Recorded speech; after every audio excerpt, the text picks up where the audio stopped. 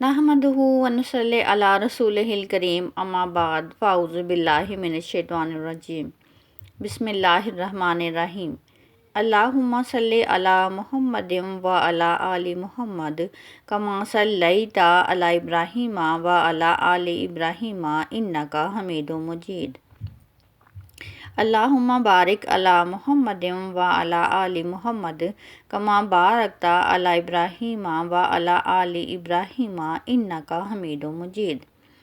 سورہ جمعہ مدنی ہے، اس میں 11 آیتیں اور 2 رکوع ہیں، جبکہ قرآن پاک کی ترتیب کے لحاظ سے یہ 62 نمبر کی سورہ ہے۔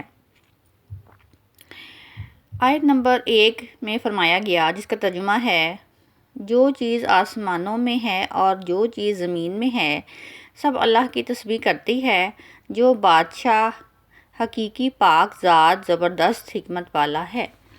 آیت نمبر 2 میں فرمایا گیا، وہی تو ہے جس نے ان پڑھوں میں انہی میں سے محمد صلی اللہ علیہ وسلم کو پیغمبر بنا کر بھیجا، جو ان کے سامنے اس کی آیتیں پڑھتے ہیں اور ان کو پاک کرتے اور اللہ کی کتاب اور دانائی سکھاتے ہیں، اور اس سے پہلے تو یہ صریح گمراہی میں تھے۔ سورہ الجمعہ، جس کو سورہ الجمعہ بھی کہا جاتا ہے، دونوں لفظوں میں میم پر پیش اور میم پر ساکن بھی ہے، یعنی اسے جمعہ بھی پڑھتے ہیں، دونوں طرح سے ٹھیک ہے۔ ہجرت کے بعد اس کا نزول ہوا، مدنی صورت ہے۔ قرآن پاک کی ترتیب کے اعتبار سے اس کا نمبر 62 ہے، نزول کے اعتبار سے اس کا نمبر 110 ہے۔ اس میں 11 آیتیں اور 2 رکوع ہیں۔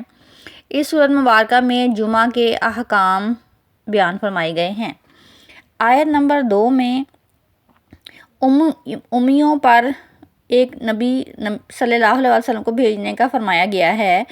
امی سے مراد وہ لوگ ہیں جو کہ تورات اور انجیل کے ماننے والے نہیں ہیں۔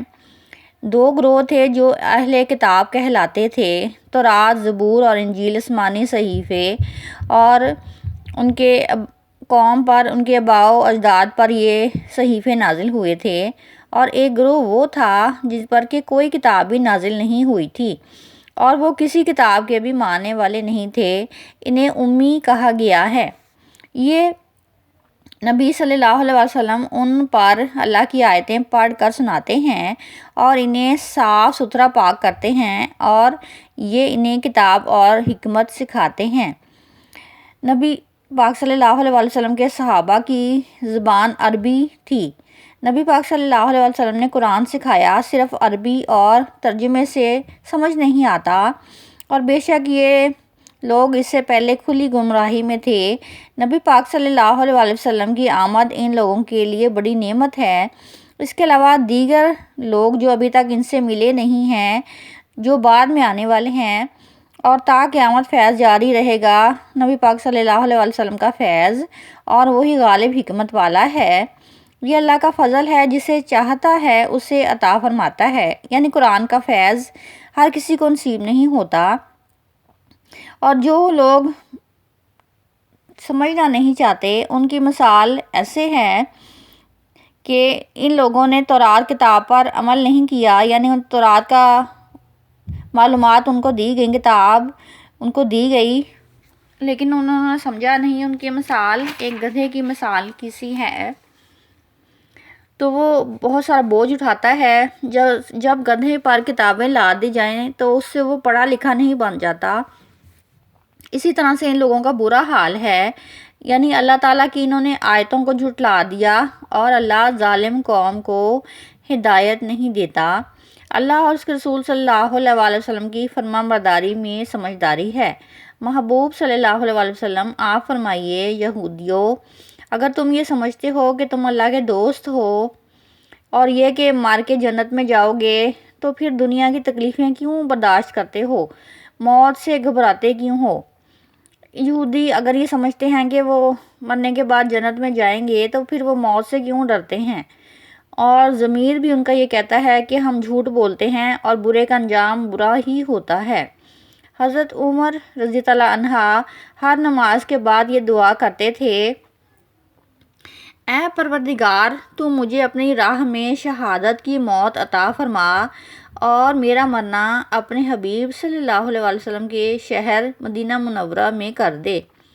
موت مانگنے کی دعا منع ہے۔ دنیا کی تکلیفوں سے گھبرا کر موت مانگنا حرام ہے۔ یہ ناشکری ہے، بے صبری کی وجہ سے ایسا ہوتا ہے۔ اگر کوئی شخص اللہ تعالیٰ کی ملاقات کے خواہش کی سبب شہادت کی تمنا کرے تو اس میں کوئی حرج نہیں۔ اے یہودیو، اگر تم محبت سمجھتے ہو اللہ کی تو موت کی تمنا کرو۔ اگر تم سچے ہو، سن لو کہ یہ ہرگز تمنا نہیں کریں گے۔ اس کی وجہ یہ ہے کہ ان کے ہاتھوں نے جو آگے بھیجا، ان گناہوں کی وجہ سے یہ کبھی موت کی تمنا نہیں کریں گے اور اللہ ظالموں کو خوب جاننے والا ہے۔ اللہ تعالیٰ نے فرمایا کہ یہ یہودی اگر دنیا کی محبت رکھتے ہیں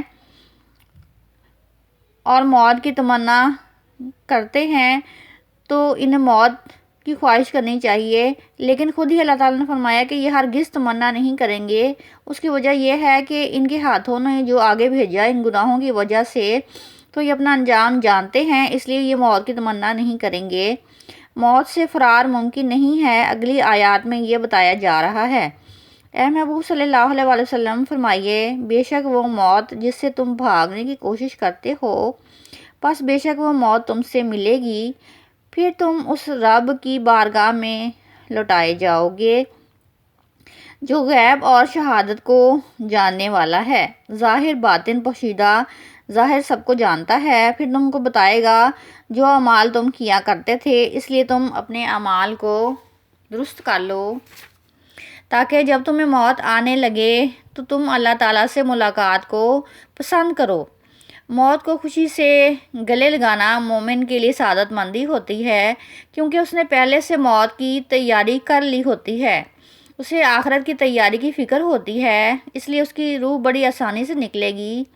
اے ایمان والو، جب جمعے کے دن نماز کے لیے اذان دی جائے، پس اللہ تعالیٰ کے ذکر کی طرف دوڑو، کاروبار بند کر دیا جائے، اس وقت آپ چاہیں تو غسل کر لیں، کپڑے تبدیل کر لیں، خوشبو لگا لیں، جمعے کی تیاری کر لیں اور نماز پڑھنے کے لیے اپنے کاروبار کو بند کر دیں۔ نماز پڑھنے کے بعد آپ پھر سے کاروبار کر سکتے ہیں۔ خرید و فروخت کو چھوڑ دو، یہ تمہارے لیے بہت بہتر ہے۔ پھر جب نماز پڑھ چکو تو زمین میں پھیل جاؤ، اللہ کے فضل کو سمجھو اور روزی کو تلاش کرو۔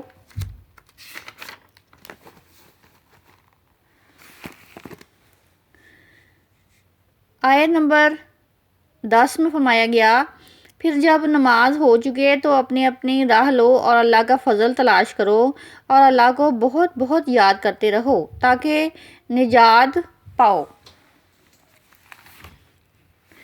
یہودیوں میں ہفتے کا دن مقدس تھا۔ ہفتے کی رات، ہفتے کا دن دنیاوی لین دین نہیں کرتے تھے، صرف 24 گھنٹے ہوتے تھے جس میں کہ وہ ہفتے والے دن عبادت میں گزارتے تھے، جبکہ مسلمانوں کے لیے صرف جمعے کی اذان سے لے کر نماز پڑھنے تک کا وقت ہے جس میں کہ اللہ تعالیٰ کو بہت زیادہ یاد کرنے کا حکم دیا گیا ہے اور کاروبار بند کرنے کا حکم دیا گیا ہے۔